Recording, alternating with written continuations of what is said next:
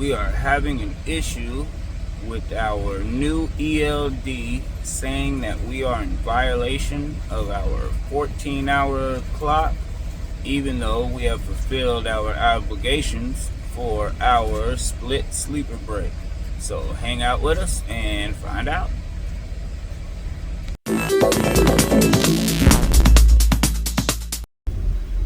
Alright, 4 hours later, and we are done at this Publix in Lakeland. We're gonna go find ourselves somewhere to park and lay it down. What's happening? We're at this I don't know what it is, some no-name truck stop outside of Lakeland. Across the street is the Loves over there, but that place was packed at like 1:30 in the afternoon. So we came over here. We got a load, picks up in Lakeland, heading up to Jacksonville. I knew I didn't want to come to Florida. Running up there for like $600 just to get the hell out of here.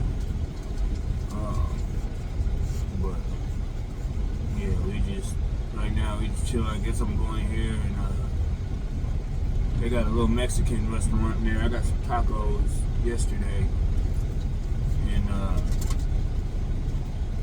they were all right. But they said they got chicken wings, so I'm gonna go see what their wings is talking about. Yeah, we just chilling here. I don't have to pick up till 7. It's like, what, 3:30 now? So, grab me some food, and I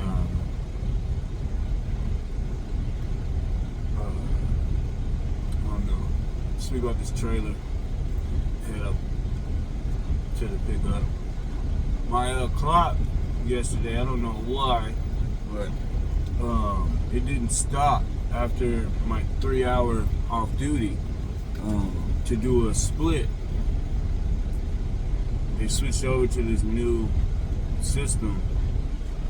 It used to be a Qualcomm, and now it's this Geotab, whatever. It's like a Samsung tablet with Geotab app.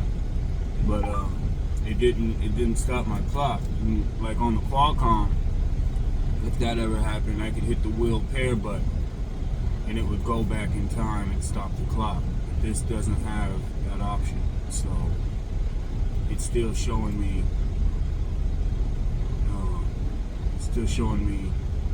In violation.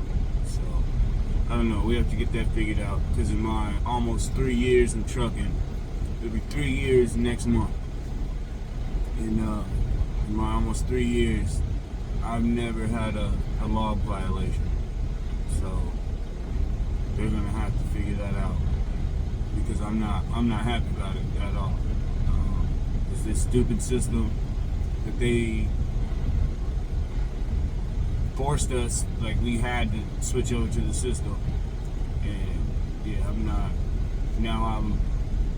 I'm in violation, because there's no way there's nothing I can do to fix it. I mean, it clearly, you add everything up, and it clearly shows I was off duty for 3 hours, and then in sleeper berth later on for more than 7 hours. So, but for some reason it's still showing as a violation. So I don't know. We're gonna have to figure that out, because I'm really not happy about it. Like if I was to, as long as I don't get an inspection, it's not something that's like a huge issue. But there's no telling when you're gonna get pulled into a weigh station and get an inspection, or just get pulled over to do a roadside inspection. Like you don't know if and when that's gonna happen. So I don't know. We'll just see what happens. But yeah, we'll grab us some food and get ready and head up here to pick up this load. We got a bunch of cows out here, right here behind the truck stop. A bunch of them back there. Matthew would stop looking at them. He didn't know what to think. I don't know if he's ever really seen cows like that before. Ain't that right, Mackie? See, he don't know what to make of it. What the hell are these big ass things? Excuse my language. What are these big things? Ain't that right, Mac? Alright, look at that sunset. Look at that sunset. We are pulling off from this no-name truck stop. It's got a name. I just don't know what the name is.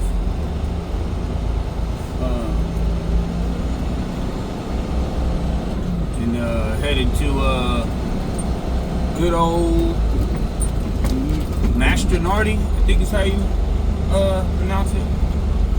I've never been to the one down here. I always go to the one outside of Detroit. Livonia, how do you pronounce that? But I've never been to. I've been to one, I believe, somewhere in the Atlanta area, if I'm not mistaken. I know I've been to another one, but most of the time it's the one in the Detroit area.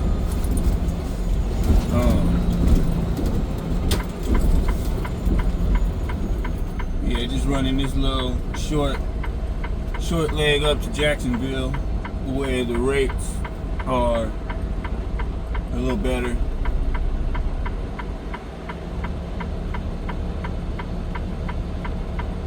I know I'm still tripping off that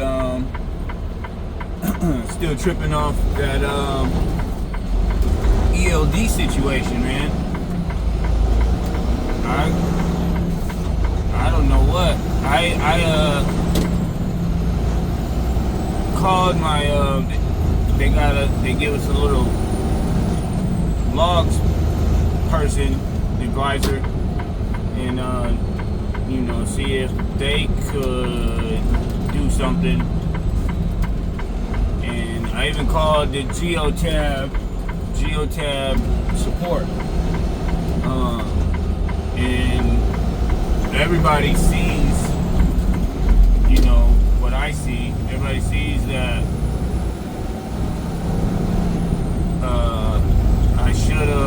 my clock should have stopped. When I was at that receiver, I was there off duty for almost 3.5 hours. My clock should have stopped, but for some reason it did not.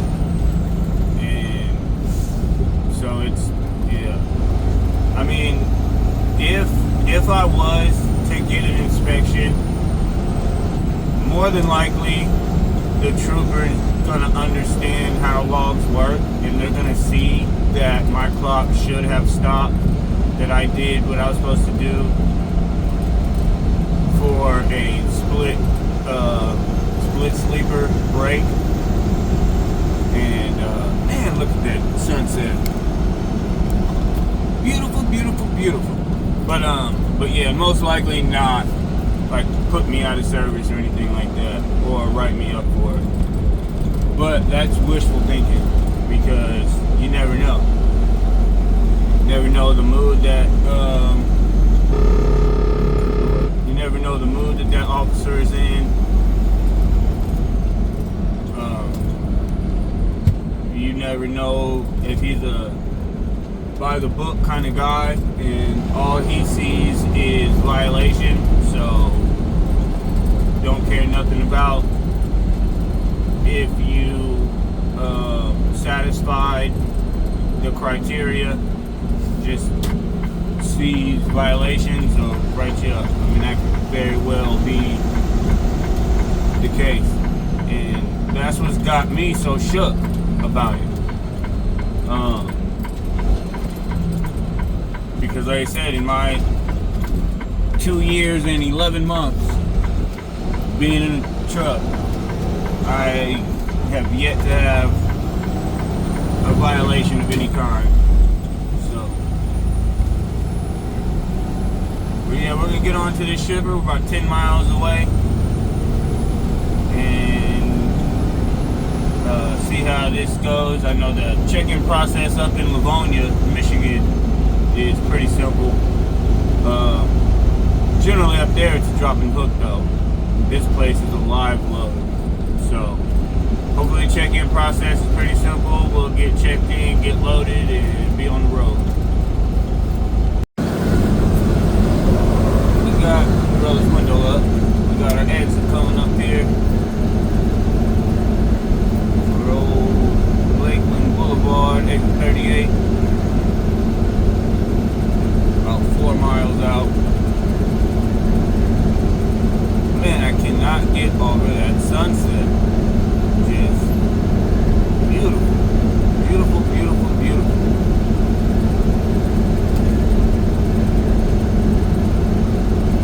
Yeah, for people that don't understand what I'm talking about a split sleeper, if you're new to trucking or not in trucking, 7-3 split or an 8-2 split is where we have to have, what's this guy doing? We have to have 10 hours of off duty to complete our daily reset. So in at least 8 hours of it has to be in sleeper. But we can do a split where if you are stopped for 2 hours or more in off duty, then your clock stops and you can drive once you drive after that, and then you complete at least 7 hour in sleeper, totaling 10 hours between the two, then your clock will reset minus the amount of time that you drove in between the two breaks. So say you stop for 3 hours and then drive for an hour and then do your 7 hours sleeper. Well, after your completion of your 7 hours in sleeper,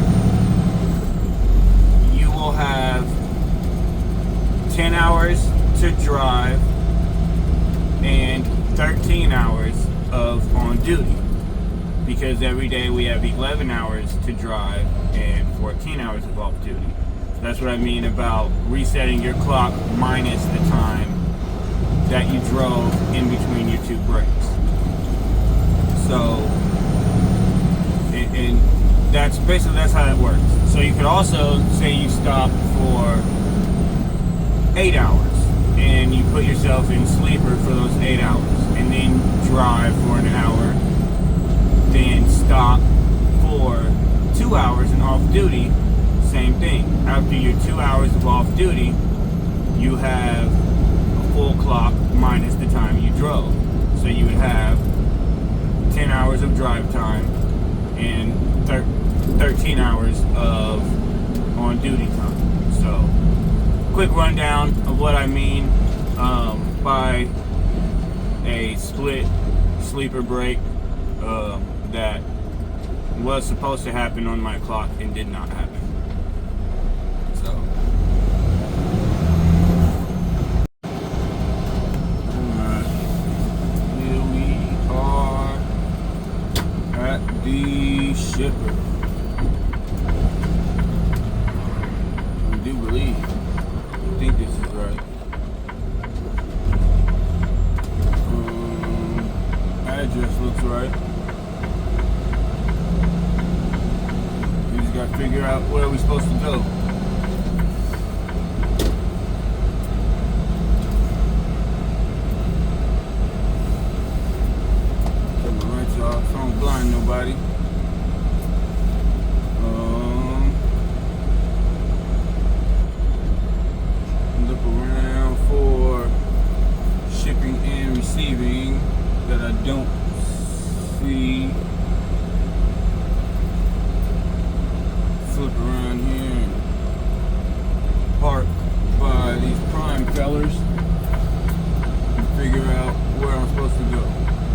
Maybe I'll ask one of them.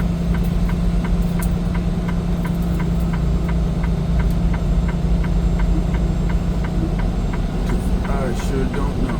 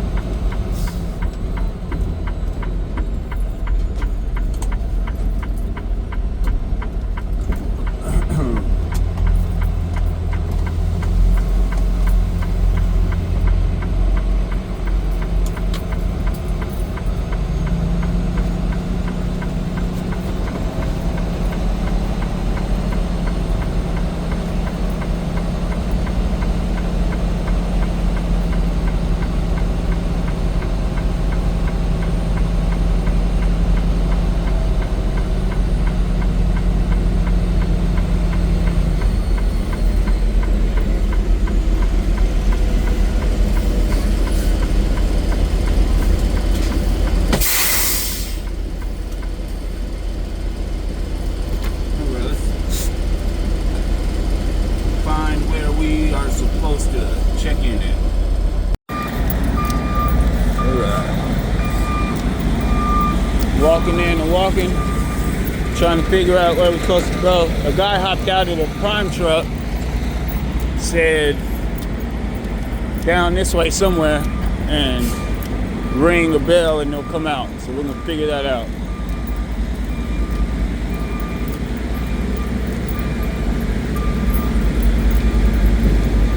I would have stopped up here.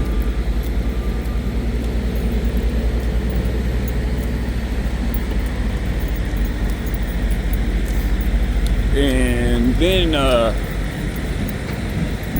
and checked in and then pulled down there, but it's all right. Oh, there's a door hidden over here. I didn't even see this door. Right here. I didn't even see this.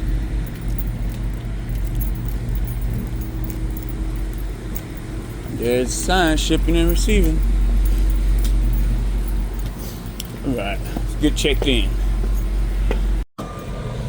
Alright, we got checked in. It's just to give them your name and phone number, trailer number, and call you when they have a door.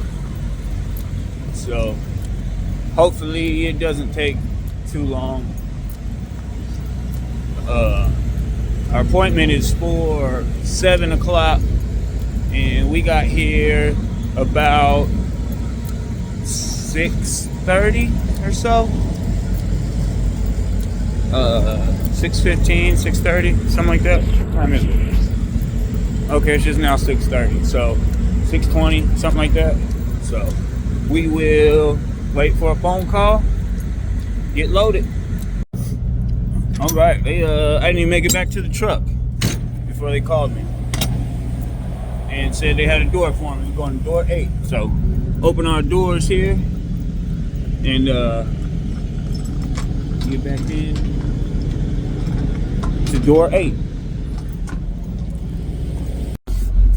All right, let's find door 8 and get back into it.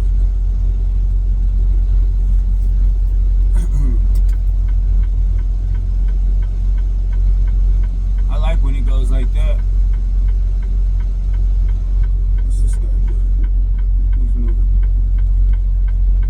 I'm gonna need that space because door 8 is up this way. Okay. I don't know what he's doing.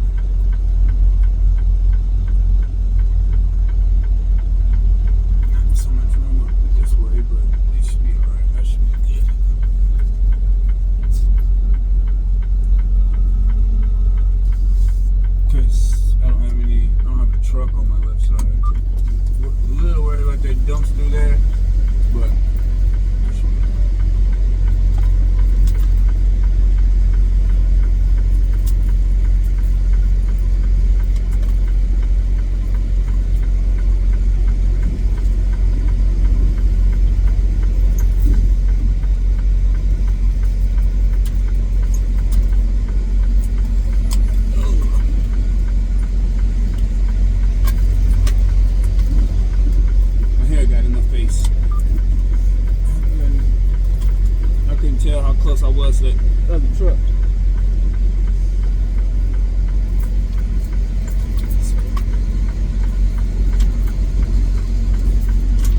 It's better to do a pull-up and be safe than sorry. The last thing you want to do is damage somebody else's equipment.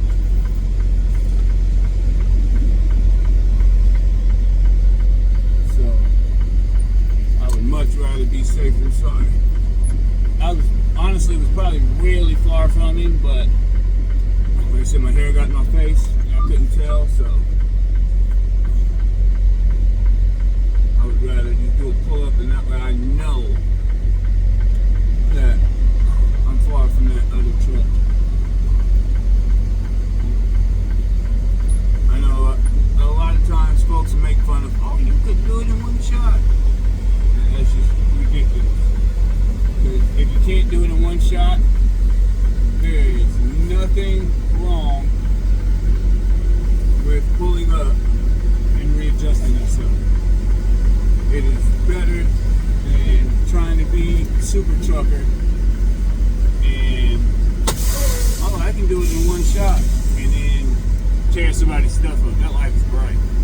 But yeah, definitely, if you feel you need to pull up and readjust, realign, do that. Don't tear up other people's equipment. Just drop this landing gear and wait to get loaded. Alright, got my landing gear down. They had offered me a load before I took this one. It was like 700 something miles up to Tennessee, I forget where, Nashville area. But it was like 700 something miles for like $950. I'm like, no. So they sent me this that is like 180 miles from here to Jacksonville for like $570 something. And then they just offered me another one. Goes from Jacksonville to somewhere in Alabama, which doesn't pay as good as this one. It's $500 something. That I don't know if I'm going to take it or not. But even if I was to take that one, with this one and that one, it would be like 470 miles for like $1,100 with no deadhead. A little bit of deadhead for me going to the truck stop. That'll count. Because this is like 5 miles from my last delivery. But anyways, that would be like $1,100 something for like 470 miles versus the $950 for 750 miles. So, like I said, I don't know if I'm going to take that other one. It is a straight through. It picks up tomorrow afternoon, early evening. Delivers at like 2 in the morning, something like that. I will see. I look at my clock. I also don't want to go 300 miles for less than $600. Like, that's like my bare minimum. It's like $2 a month. It's like bare minimum. Because generally I won't take any load that is less than my cost. Like, every once in a while I'll take something that's less than my cost to get me somewhere better, but generally I'm not going to do that. I'm not going to take anything for less than my cost, because then now I'm trying to make up for it later. And my cost, I mean, obviously varies because you have variable, but my cost is right around $1.50, $1.60 to run.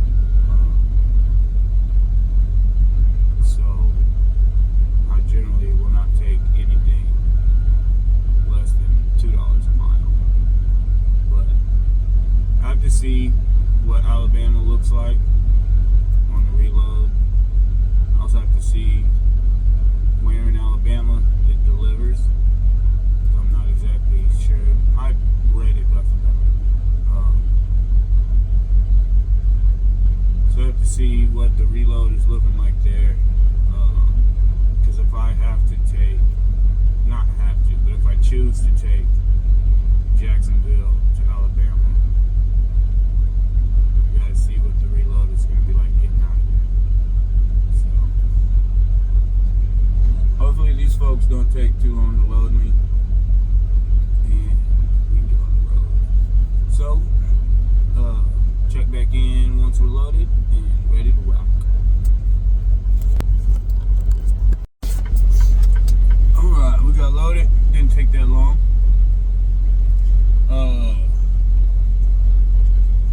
Right at about an hour? Yeah, right at about an hour. So we just got our doors closed, pulled out from the door and backed over here where I originally parked. Got our doors closed.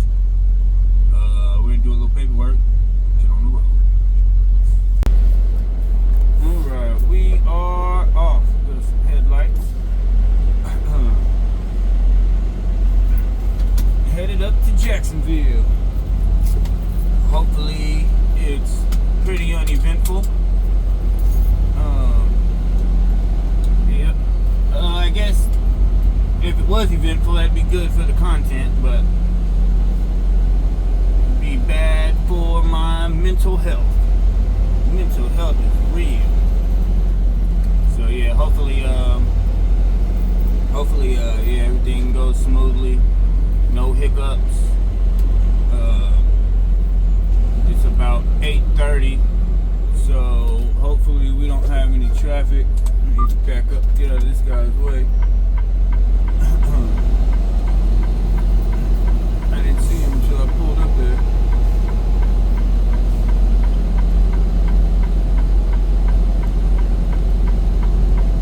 Now I can't see what's behind me.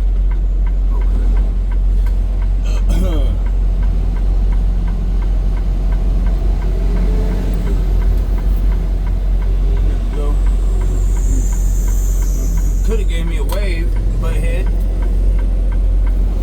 They got this green construction fence right here off to my right, so I did not see him until I was right here. I could have kept going and made him back up, but I tried to be a nice guy, but then he couldn't even give a brother a wave. Right? I still ain't cleaned his windshield. And I did notice earlier there's like three or four little suction cup circles from where the mount has fallen. So that's probably what causes some of that blur and like film look. So I do need to do that. I have Windex and paper towels. I just gotta remember to do it. It's not something that I think about when I'm stopped. I think about it like now when I'm driving, but I cannot I can't clean it right now while I'm driving, so that doesn't help. And see, like, I'm still tripping off that ELD stuff. But like now, while I was sitting there, I sat there for a little bit so that way my off duty would be 2 hours and my clock stopped. So I'm still unsure of why it didn't stop yesterday. And I called the logs people earlier, or sent them a message and asked them if it's still showing as a violation, because I was thinking maybe it might self-correct after a certain amount of time, but that did not happen. Because when I first got this system installed, it said a whole whole bunch of violation stuff, and they said that's normal, that it would go away after a few minutes, which it did. So I was hoping that that would be the case with this, but it's still showing the same. So my ELD log representative person will be in tomorrow, so I will speak to them about that. Well, hopefully, because there's supposed to be some real bad weather up there. It's really nice down here, so thoughts and prayers to everybody that is experiencing that winter storm. I know I was talking to the wife earlier, and everything's all iced up because it snowed, and then there was freezing rain on top of that. So yeah, everything was just all icy, and she had to take my truck because it's a 4-wheel drive. With all-terrain tires, I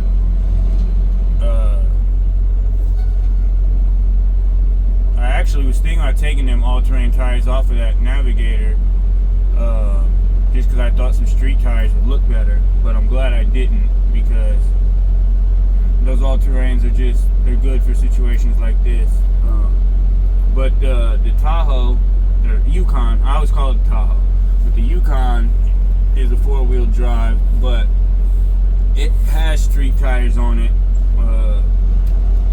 It's on like 22-inch rims with some street tires on it, and but also we had an issue with that transfer case. We kept that Yukon in the auto, so like in cases of weather, she didn't have to mess with it, because the way that auto is basically 2-wheel drive unless the rear slips, and then it will kick in. But it's an early auto system. The Yukon is a 2001, and I think what happened is on a dry, sunny day, but she took off from a light, and I think squealed the tires, and when it broke traction, I think it caused the auto to kick in and then kick back out. I don't think she did a burnout, just like a quick chirp, which caused the auto to kick in and then right back out, and it blew up the transfer case. So we got a used one, just a junkyard transfer case, and threw in there that it was perfectly good on the inside. So we threw that in, and we've just left it in 2-wheel drive. We just haven't messed with the selector. But that Lincoln, I leave it in 2-wheel when I'm driving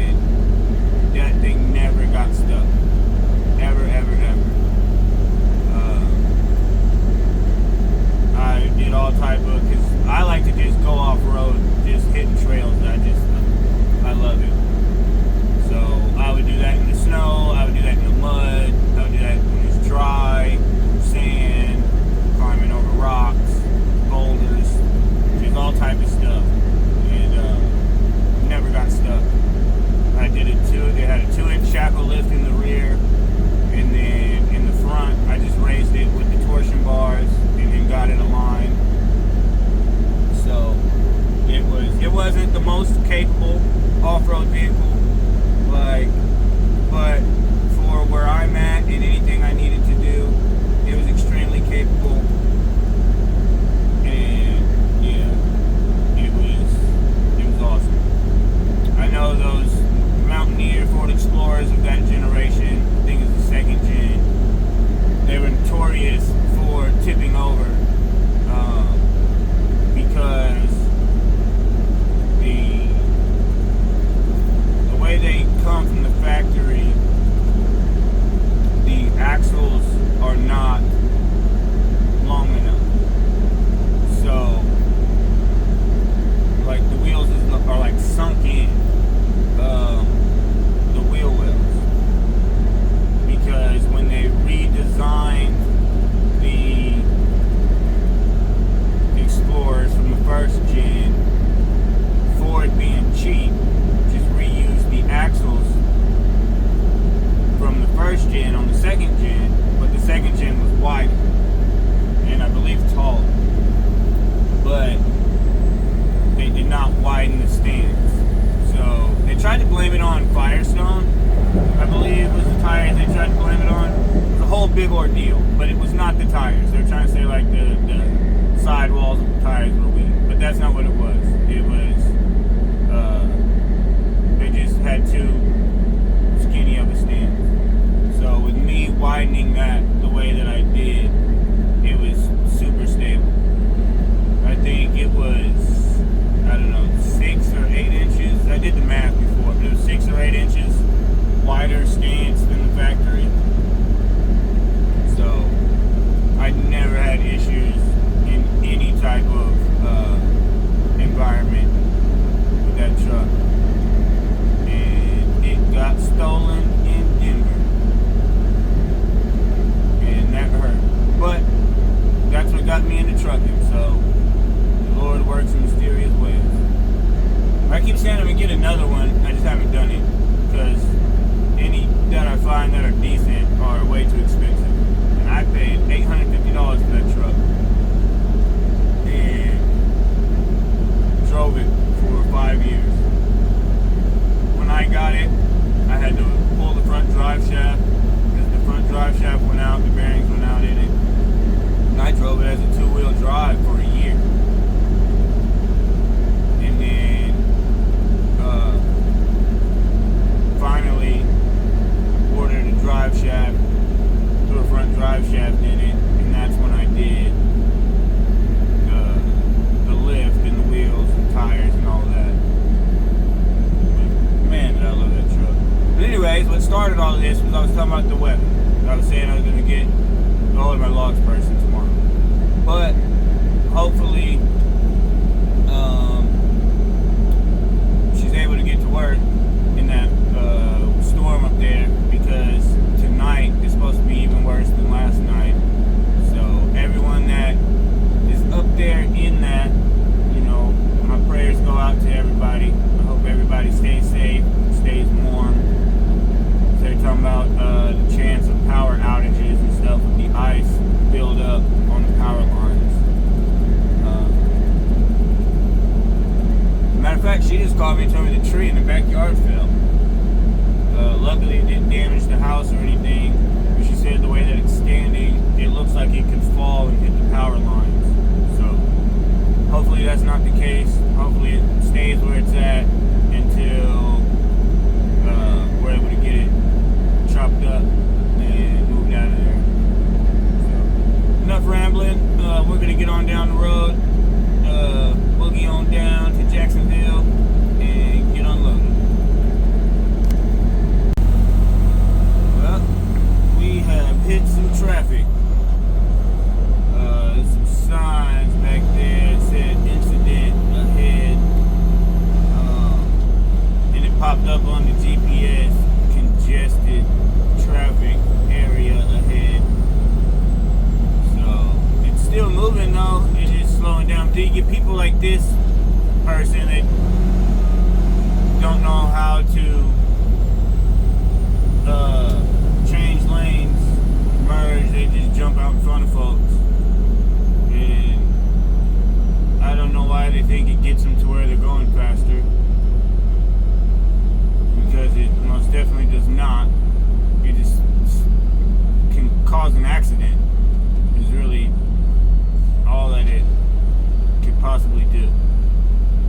get to where you're going 10 seconds faster if you continuously jump in and out of lanes.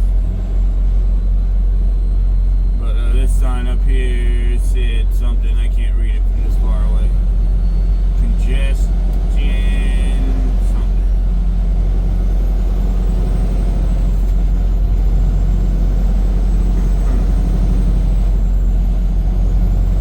Congestion next 1 mile. But this is the Disney area.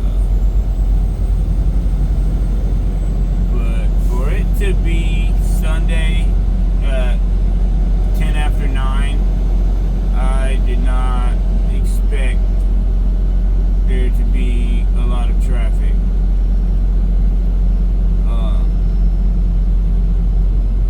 I just didn't. But I guess my expectations were incorrect.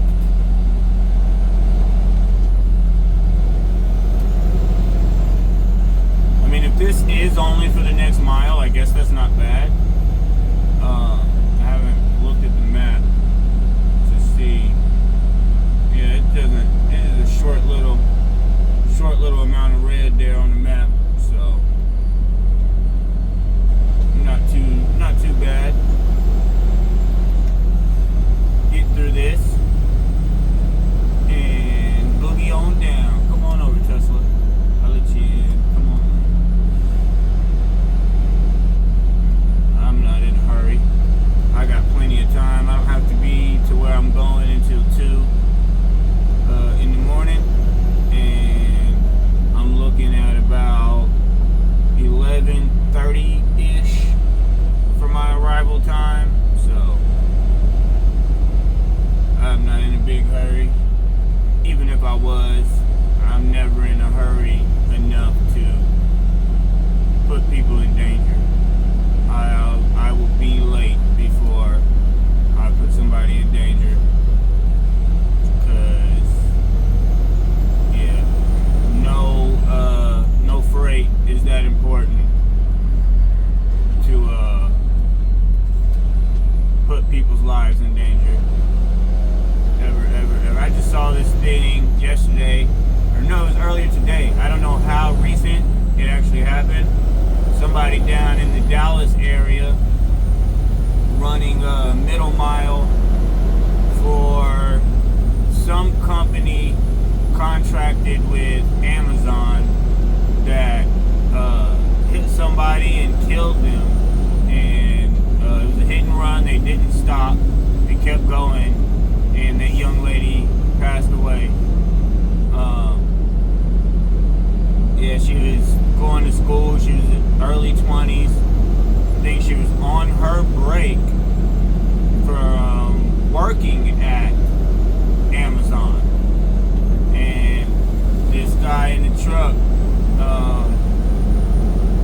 did a hit and run, and she passed away. Like, I for the life of me, I do not understand why people are in that much of a hurry. Like this guy here. Come on. Luckily, I'm light. This load is only 12,000, 14,000. I don't remember. 12 or 14. But really light load. So, but still, even empty, you know, I'm pretty heavy. Even empty, I'm like 30,000 pounds. So, it still takes a lot more to stop this truck than it does to stop a car. So, that place looks cool at night. That's that Ferris wheel and Eiffel Tower looking thing that we passed up on the way in. That looks cool at night, lit up all the colors. Oh, it's foggy here. I don't know if there's fog or smoke. Big old crane. Crane is huge.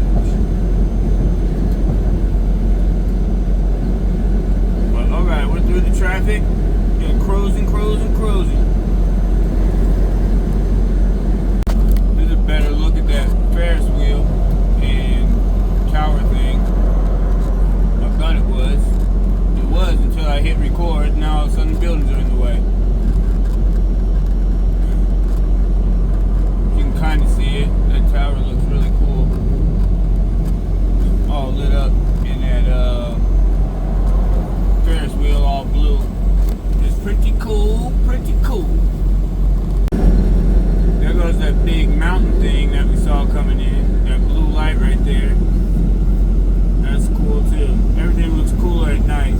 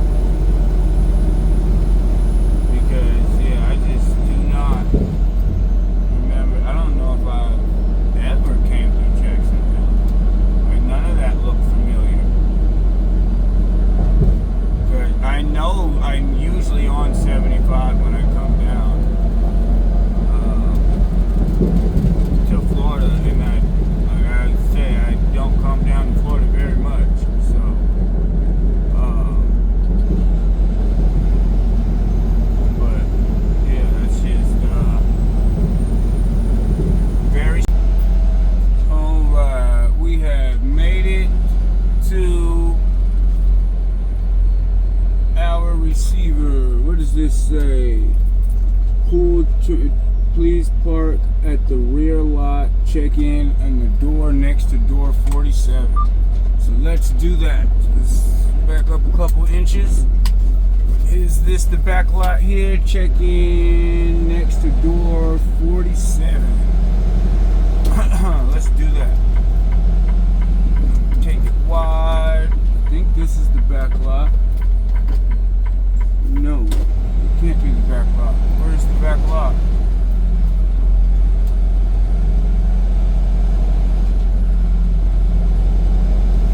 Let's get some lights. Is this the back lot that I'm driving past? I think so. It looked like there was a closed gate. But now, once I drove up on it, oh, it does look closed. Okay. So maybe I'll go around this way. I don't know. We're gonna find it together. I don't know where I'm going.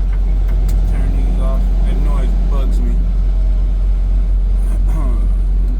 Take this wide. Scratching up my truck with branches. Mackie hates that. It scares the hell out of him. I don't know. I'm supposed to be back here. Alright, I still don't know where to go. I was low on storage. I had to delete some stuff. But, so it had the recording cut out. But when I went around that curve up here, it was a dead end. So I had to back down and back around the curve. And then I backed up into this parking lot here. And now I'm going to see if I have a number to call these folks and see where I'm supposed to go. So, I will let y'all know once I know. I guess this place is closed. I have a 2 o'clock appointment, so I'm assuming they possibly open at 2. I'm not sure. Never been here. Cool transport here in Jacksonville. So I don't know. We're just gonna. I parked on the side of the road, this little side road. So I guess I'm gonna just wait here until 2, and then try to. I called the number, went to the voicemail. So I'm gonna chill out here and see if something happens at 2, I guess. I got here like 1, it's like 12 after now. So I guess I'll just chill here and see what happens in the meantime. Here comes another truck down the street. I might stop him and see what we're supposed to do.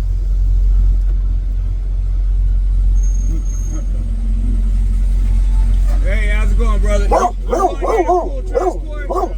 You know how you're supposed to get in there? It's your first time here too. Okay.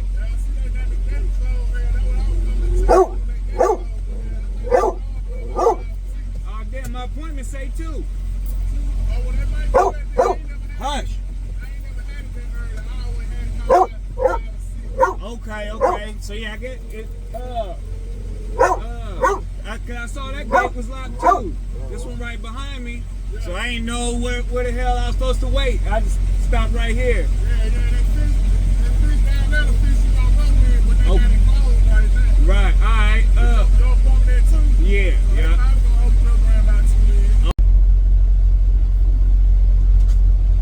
Oh, he can back all the way down. I guess they had the appointment wrong. Yeah, this place don't even open till like 6:30. But I saw the gate was open from one of their drivers leaving. So I snuck in and parked. And I guess I'm gonna try to take me a nap, give me some sleep until, I don't know, get up about 6. And take Mackie out and walk up there and try to check in. So see how it goes. Hopefully they'll get me in and out of here, and then I can go park somewhere and go back to sleep. But somebody's got to pay me for this, though. I know that. I've been here since 1 o'clock. My appointment said it was for 2, so somebody owes me some money. So we'll figure that part out. But yeah, we're gonna take us a nap and check back in with y'all once we know what is going on. As y'all can see, the sun is shining. It is 10:38 and I'm just now getting unloaded. So yeah, I've been here since 1:30. 1 o'clock this morning, and it's just now 10:30. Fell asleep waiting on somebody to tell me what time I was supposed to be here, and then I woke up, just went in there, and the lady said I guess I was supposed to be at 6:30. According to them here at the receiver. So, I don't know. We'll see how that goes. I know I did everything I was supposed to do. I got here early. My appointment was at 2. It even says on the paperwork, on my bills, it says 0200. So, or 2 a.m. It might just say 2 a.m. on there. I don't know. But, yeah. Got here early. Let dispatch know, like, hey, this place looks closed and there's a locked gate. They said they were reaching out to sales. There was probably a bad appointment time. They were reaching out to sales, and I even checked back at like 4:30, something like that. Like, hey, have you heard from sales? They said sales hasn't gotten a hold of anybody, and I ended up falling asleep. I don't even know what time I fell asleep. I was back there on my phone.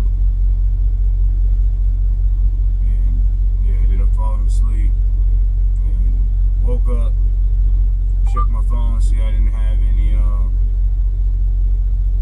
any calls or messages or anything, so I jumped up and went in there and checked in.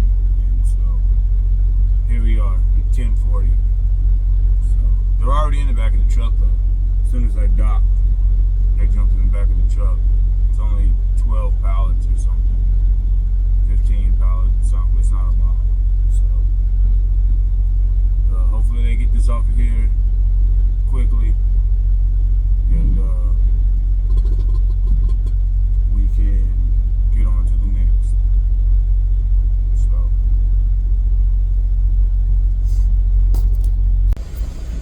oh man, they got us unloaded real quick, and told us to pull over here and park. Did call us paperwork. Had to give them a con check for the lump graffiti and whatnot, and got our paperwork. So we are probably gonna end this one here, go find us somewhere to park and get us a nap in. So until next time, everybody, stay blessed and love y'all.